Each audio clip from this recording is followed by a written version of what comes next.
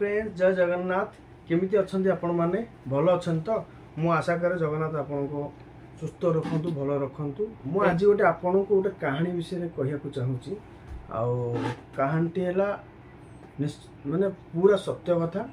आउ श्रावण मासटा आपण माने जानिथिबे शिवंकर उपासना करंती आउ लोक मानकर जहाँ मानसिक थाए भगवान पाखरे ये करिके से माने जानती से मानसिकता मध्यरु आमर गुगुल बाबू रखिथिले गड़गड़ी हाट आपने जानते आमर कटक रे सेठू लोक मैंने पानी उठे जे जहाँ ग्राम ग्राम ग्राम ठाकुर अच्छा से पाखे जा मानसिकता पूर्ण करती। गुगुल भी वर्ष जाइला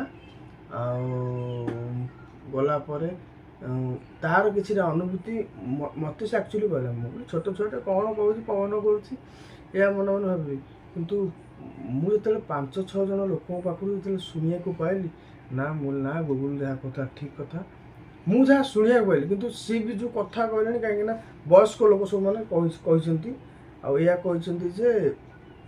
एमाने गले गड़गड़िया हाटरू पानी उठेले बाट सारा जमती माने रही रही रही रही तापर होटेल खाई ये कर निष्ठार सह से आसती आ पानी उठेकी आसिया छोट बड़ कम कथा नुह जी कर जानते मिराकिल पावर डिवाइन पावर नथिले से आम कही दौचे चली पारूनी गोड़ जुगड़ा फटका हो जुगड़ा बिंधा से जी कर जानते आउ से बाट सारा एमती रही रही रही रही धीरे धीरे एमती मारी चलले जो मारी सारापर आमर जो आमर पिपिली हरिपुर पाखापाखि जो सेठी कौन माने या गुगुल सहित 4-5 जन जाइए से मैंने कौन कहले कि आम ये थका मार सी जो जगह थका मारे बर्तमान कहले टोटाल 15 जन ही जाइए से मंदिर पाखे जो आसिले पहुँचले से ब्राह्मण थे ब्राह्मण कहले पूजा कर तुम जहाँ कर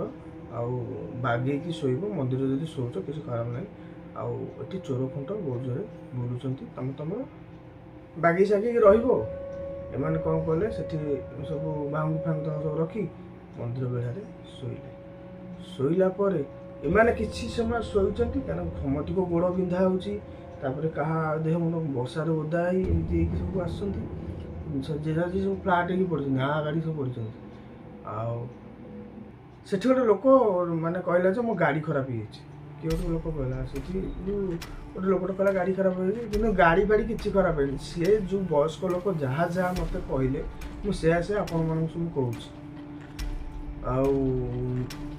सी जो कहला मुझे आसिक शोबू गला शो देखला एम देखे गाड़ी फाड़ी किसी ना ये मद पीकी आसी शोला मंदिर बेढ़े शोला जिते राति गोटे 2टा माँ यहाँ मन रखी जेकोसी देवादेवी मंदिर को जी राति देवादेवी जीवासा बाट है से मंदिर बेढ़ा से आसी कि समय से मंदिर आपको देखी गोटे दिन आप देखी जिते बड़े भी जाए से मंदिर है प्रत्येक ठाकुराणी जिते जी आसुँच माने मानसिकता मानसिकता पूर्ण होती से शोचती शोला 2टा राति बेलू 2टा राति बेलू गोटे देखिए गोटे चमकीला भाया साधारण जाऊँगी मैंने गोटे स्त्री लोक जीवा आसा कर जड़े से मुझे कौन कर चोर खंड कौन बुझे देखला सी डरिकी पूरा गामछा बढ़ी सी आउ जन खेचुची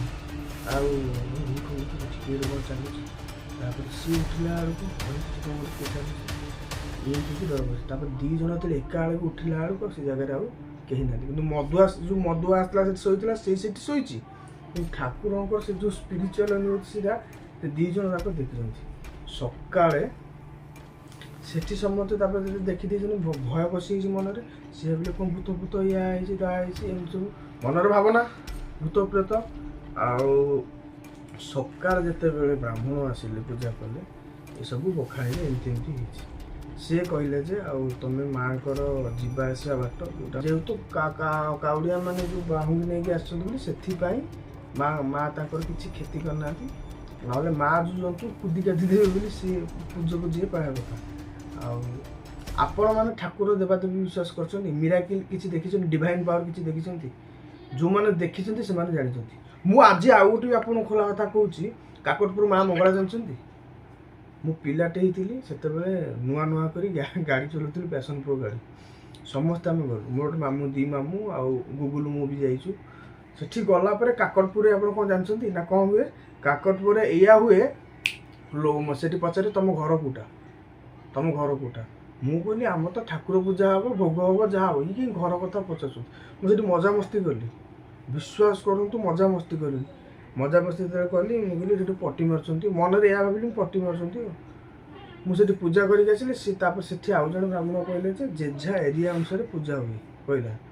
ମୁଁ କହିଲି ହଉ କହୁଛନ୍ତି ଯେଝା ଏରିଆ ଅନୁସାରେ ଯାହା ହେଲା, ଯେମିତି ଯାହା କହିକି ମଜାମସ୍ତି କରିକି ଆସିଛି। ଠାକୁରଙ୍କ ମା ମଙ୍ଗଳା, ଗାଡ଼ି ନୂଆଟାରେ ଗାଡ଼ି ମାସେ ହେଇନି ଗାଡ଼ି।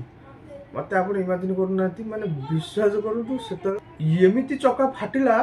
ମୁଁ 6 କିଲୋମିଟର ଗଡ଼େଇ ନିମାପଡ଼ା ପର୍ଯ୍ୟନ୍ତ ଆସିଲି। ସବୁ ଦୋକାନ ସେଦିନ ବନ୍ଦ। ମୁଁ ସେଦିନ ଜାଣିଛି, ମୁଁ ଯାହା ଯେଉଁ ସେ ବ୍ରାହ୍ମଣ ମାନଙ୍କୁ ହଉ ନିଜ ପେଟ ପୋଷନ୍ତୁ କି ଯାହା ବି କରନ୍ତୁ, ସେ ମାଆଙ୍କ ପାଖରେ ଶରଣ ହେଇକି ମାଆଙ୍କର ସେବା କରୁଛନ୍ତି। ସେ ମା ହିଁ ତାଙ୍କୁ ମାନେ ତାଙ୍କ ପରିବାର ଭରଣ ପୋଷଣ ଚଳୁଛନ୍ତି। ସେବେଠୁ କେବେ କେଉଁ ଠାକୁର କେଉଁ ଦେବାଦେବୀ ସେଇଠୁ ପୁରା ମୋର ରୋଗ ପାକଳ ହେଇଯାଇଛି। ଆଉ ଅଙ୍ଗେ ନିଭେଇଛି ସେ କଷ୍ଟ। ଏଇ ଯେଉଁ କାହାଣୀଟା ଆପଣମାନଙ୍କୁ କହିଲି, ଏଇଟା ନିରାଟ ସତ୍ୟ କଥା ଆପଣଙ୍କୁ ମୁଁ କହୁଛି। ନିଜ ଜୀବନରେ ଯେଉଁଟା ଘଟେ ଆଉ ଅନୁଭୂତି, ଏଇଟା ଆପଣଙ୍କୁ ମୁଁ କହିଲି। ଆପଣମାନଙ୍କ ଭିତରୁ କେତେଜଣ ଦେବାଦେବୀକି ବିଶ୍ୱାସ କରନ୍ତି ମୋତେ ଆପଣ କମେଣ୍ଟ ମାଧ୍ୟମରେ ଜଣେଇବେ।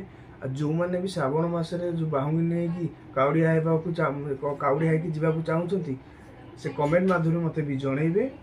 ଆଉ ଭିଡ଼ିଓଟି ଯଦି ମୋର ଭଲ ଲାଗିଛି ଲାଇକ୍ କରନ୍ତୁ, ସବସ୍କ୍ରାଇବ୍ କରନ୍ତୁ, କମେଣ୍ଟ ନିଶ୍ଚୟ ଲେଖନ୍ତୁ। ରହିଲି, ଜୟ ଜଗନ୍ନାଥ।